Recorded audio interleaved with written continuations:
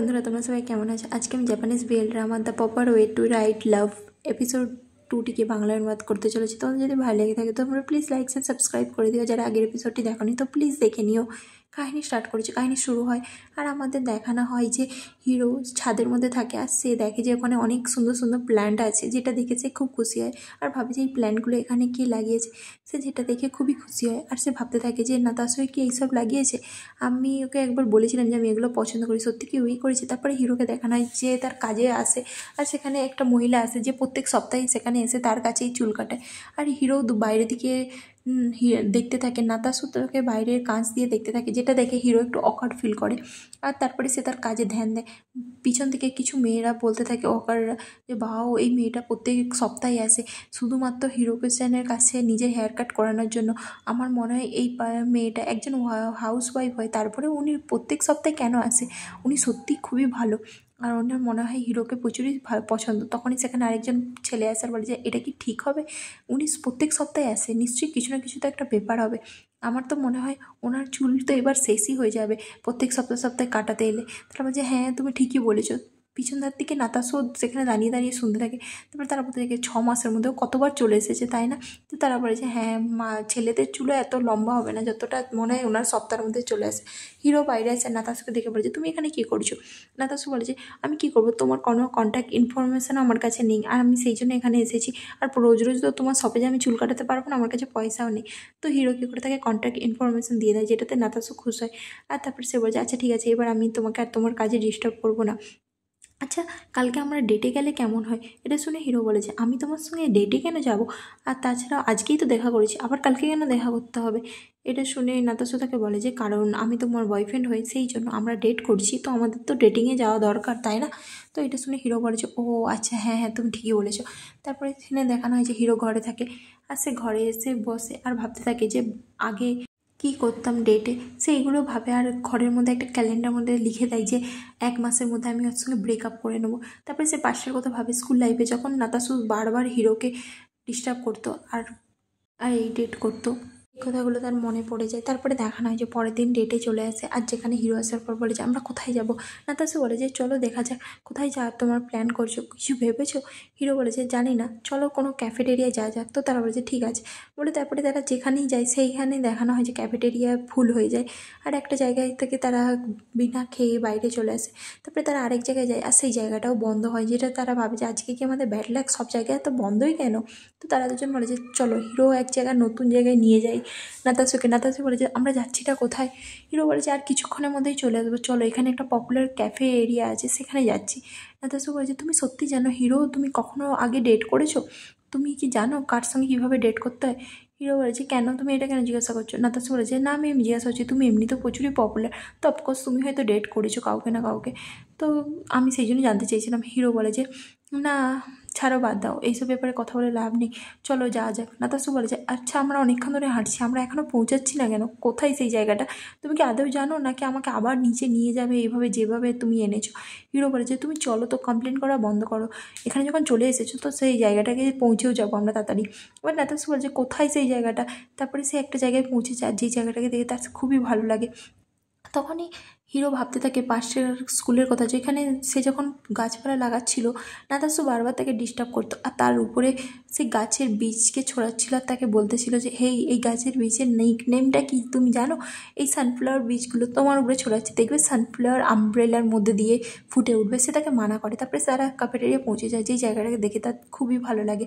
আর hero সেই জায়গার প্ল্যানেটগুলোকে দেখে দেখে বলতে থাকে যে এই প্ল্যানেটের এই নাম, এই জায়গাটার এই নাম। তো সে সব গাছের নাম বলতে থাকে, যেখানে একটা গোয়াবা গাছ হয়, ম্যাঙ্গো গাছ হয়, অনেক রকম আলাদা আলাদা গাছ হয়, যেগুলো দেখে সব কিছুর নাম হিরো বলে দিতে থাকে। নাতাশা বলেছে বাও, তুমি তো প্রচুরই ট্যালেন্টেড, তুমি কী করে এই সবগুলোর নাম জানো? যেখানে হিরো জ্যাসমিন গাছকেও দেখে বলে দেয় যে এটা জ্যাসমিন গাছ। এটা শুনে নাতাশা বলেছে তুমি সত্যিই গাছপালার ব্যাপারে বেশি কিছু সব কিছুই জানো তাই না? হিরো বলে যে আমি সব কিছুই জানি, কারণ আমি এগুলোর ব্যাপারে ভালোভাবে দেখতাম আর ভালোভাবে পড়াশোনা করেছি। তারপরে সে আরেকটা জায়গায় যায় যেখানটায় খুব সুন্দর গোলাপের চারা লাগানো থাকে, ফুল হয়ে থাকে। সেই জায়গাটায় তারা খুব খুশি। আর নাতাশু তাকে বারবার নাম জিজ্ঞাসা করতে থাকে যে এই গাছটার নাম কি, ওই গাছটার নাম কি, এই ফুলটার নাম কি। আর হিরো তাকে সবের নাম বলতে থাকে। আর যেটা থেকে নাতাশু বলে যে তুমি সত্যি ট্যালেন্টেড গাই। আর হিরো বলতে থাকে যে হ্যাঁ আমি সব কিছুই জানি, তুমি বিশ্বাস করবে না, বাট আমি প্ল্যানেটের ব্যাপারে সব কিছুই জানি। যেটাতে নাতাশু বলে যে হ্যাঁ হ্যাঁ ঠিক আছে, তোমার কথা আমি বিশ্বাস করে নিচ্ছি। তো তখনই সেখানে একটা পাশ দিয়ে মেয়ে ছুটে যায়, আর যেটা দেখে তারাও তাকে ফলো করতে থাকে আর বলে যে হয়েছেটা কি, কী ব্যাপার। তারপরে তারা দেখে, নোটিস করে যে সেই মেয়েটা একটা জায়গায় বসে থাকে আর দেখে যে কেউ একজন গাছ কেটে, ফুলকে কেটে নিচে ফেলে রেখেছে। যেটা দেখে তারা বলতে থাকে যে কী হয়েছে ব্যাপার। সেই মেয়েটা বলতে থাকে যে জানি না, আমি জাস্ট দেখলাম যে কেউ গাছের থেকে সেই ফুলগুলোকে কেটে এভাবে নিচে ফেলে রেখেছে, ছুরি দিয়ে কেউ কেটে দিচ্ছে, জানি না কে এরকম করছে। এভাবে তো পুরো গার্ডেনটায় নষ্ট হয়ে যাবে, কেউ মনে হচ্ছে ক্রিমিনাল ঘুরছে। এটা শুনে নাতাশু আর হিরো বলে যে আমরা দুজন তাকে খুঁজে বের করবো। সেই মেয়েটা মানা করে, বাট তারা শুনে বলে যে আমাকে ওদের উপরে ছেড়ে দাও। তারপরে হিরো আর নাতাশু বলে যে সেই পার্সনটা কে হবে, চলো খুঁজি। হিরো বলে এটা কোনো গেম নয়, ঠিক আছে। নাতাশু বলে যে আরে আমি জানি, বাট ওই পার্সনটা হতে পারে। তখনই তারা একটা পার্সনকে দেখে আর তার উপরে সন্দেহ হয়, তাকে দেখতে একটু সন্দেহজনক ছিল, কিন্তু সেই পার্সনটা হয় না। তারপরে আরেকটা পার্সনকে দেখে যার হাতে এরকম সিজার ছিল, তো সেই পার্সনটারও ফলো করতে থাকে। আর তারপরে হিরো বলে যে আমার এই পার্সনটাকে দেখে সাসপিসিয়াস মনে হচ্ছে না, আমার মনে হচ্ছে যেন ও হয়তো এখানে কোওয়ার্কার হয়। তারপরে দেখানো যায় তারা আরেক জায়গায় যায় আর সেখানে নাতাশু তাকে দেখাতে থাকে যে ওই পার্সনটা হবে কি। বাট হিরো এবার নোটিস করে না আর বলে যে তুমি চুপ করো আর বলো না, যাকে তাকে দেখে বলতে থাকো না যে ওই পার্সনটা। তখনই সেখানে সত্যি একটা পার্সন থাকে যে ছুরি দিয়ে গাছ থেকে ফুল কাটছিল, যেটা দেখে নাতাশু তার কাছে আসছে আর বলে যে তুমি করছোটা কি। হিরোও আসে আর সেটা একটা বাচ্চা ছেলে হয়। আর হিরো তাকে বলে যে তুমি করছোটা কি, তুমি এইভাবে ফুলগুলোকে কাটছো কেন, তোমার এরকম করা উচিত নয়। এর পিছনে কারণটা কি। সেই বাচ্চা ছেলেটা বলে কিছুই না, আমি জাস্ট ফুলগুলোকে কেটে দিচ্ছি, এর বেশি কিছু না। আর এগুলো এমনিতেও ফুল হয়, একদিন না একদিন তো মাটিতে পড়বেই, তো সেই জন্য আমি কেটে দিচ্ছি। তো কী হয়েছে, এটা ইন্টারেস্টিং লাগছে সেই জন্য আমি করছি। এটা শুনে নাতাশু রেগে যায় আর হিরোও রেগে যায়, কিন্তু নাতাশু হিরোকে চুপ করে।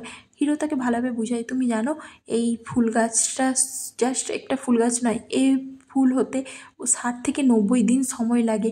আর তুমি জানো এই 60 থেকে 90 দিনের পর জাস্ট 2-3 দিনের মধ্যেই এরা যখন মুরঝিয়ে যায়, তাহলে তুমি ভাবো এদের কতটা কষ্ট হয়।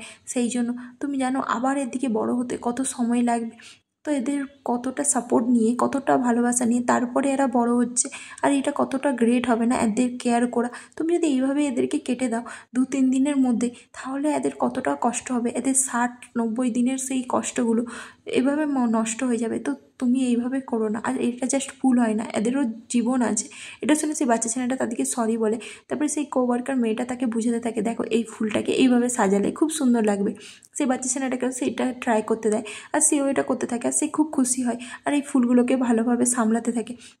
যেটা দেখে নাতাশু বলতে থাকে যে তুমি জানো স্কুল লাইফে আমিও আগে এরকমই ছিলাম, ফুল গাছগুলোকে ভাঙতাম, কিন্তু পাস্টে আমাকে একজন বলেছিল কেউ যে গাছেরা কতটা ইম্পর্টেন্ট, আর ফুল গাছ লাগানো আমাকে শিখিয়েছিল। স্কুলের সিন দেখানো যেখানে হিরো গাছ লাগাচ্ছিল আর নাতাশু তাকে বলতেছিল এই গাছটা কীভাবে লাগায় আর এই বইটা দেখে তুমি কী করে এটা করতে পারো। তো হিরো বলতে থাকে যে আমি এই বইটা দেখে ভালোভাবে বুঝতে পারি যে গাছেদের কীভাবে যত্ন করতে হয়, সেই জন্য এই বইয়ের মধ্যে সব কিছু লেখা থাকে আর এগুলো আমি পড়ে সব কিছু করতেছিলাম। তো এই জন্য আমার এগুলো ভালো লাগে গাছ লাগাতে। এটা শুনে নাতাশু বলে যে থ্যাংক ইউ হিরো আমাকে এতটা বোঝানোর জন্য। তারপরে নাতাশু বলতে থাকে যে তুমি জানো তুমি আমাকে সেই বুঝিয়েছিলে, সেই জন্য আমি প্রচুর স্টাডি করেছিলাম একটু, আর আমি এখন ভালোভাবে জবও করছি। আর সেই স্কুলে পড়ার কাজটা আমার কাজ দিয়েছে। আমি যখন এখন ভাবি না সেই সিনগুলো, সত্যি আমার মনে হয় যে যেই ছেলেটা আমাকে শিখিয়েছিল সে কোথাও না কোথাও আমার ভিতরেই আছে, আর সেই ছেলেটার জন্য আমি আজকে এই রেজাল্টে এসে পেরেছি। হিরো তারপরে দেখানো হয় কিছুক্ষণ পরে একটা গাছের কাছে দাঁড়িয়ে থাকে, নাতাশু আসে আর বলে যে তুমি এখানে কী করছো, চলো ফিরে যাবে না। তো হিরো তাকে বলে যে আমাদের এটা ফার্স্ট ডেট ছিল, তো ফার্স্ট ডেটে কিছু নিশানি হিসাবে এখান থেকে একটা গাছ নিয়ে যাওয়া আমাদের উচিত হবে, আমরা একসঙ্গে সেটাকে বড় করব। এটা শুনে নাতাশুও খুশি হয়েছে আর বলেছে হ্যাঁ তুমি ঠিকই বলেছো, চলো একটা গাছ চুজ করি।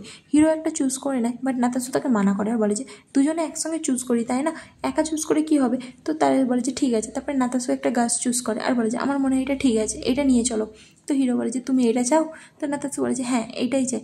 তো এটা শুনে সে বলে যে ঠিক আছে তাহলে এটাকে কিনে নাও। তারপরে তারা ওইটাকে নিয়ে নেয় আর ওখান থেকে চলে আসে, ঘরে আসে।